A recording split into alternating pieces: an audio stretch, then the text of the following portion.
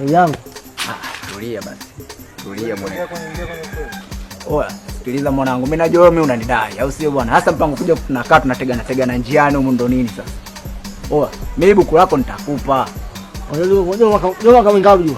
Wewe zingwana. Yesu swagabe na mwaka mzima. Buku tu shida wewe. Oh mwanangu una ni mahindi mimi kwa sababu buku tu mwanangu. Mwana ndogo wewe. Mwana ndogo? Au si? Mwana ndogo. Baridi niachie basi tunadhalilishana mwanangu mtani hapa. Oa sikiliza mwanangu. Wewe hapo na nini bwana? Na simu tu. Una simu au si? Ndio. Emredi tuiangalie.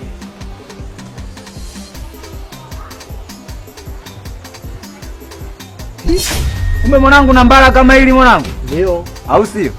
Sasa sikiliza kimazingira. Wewe una shilingi ngapi? Hiyo 200.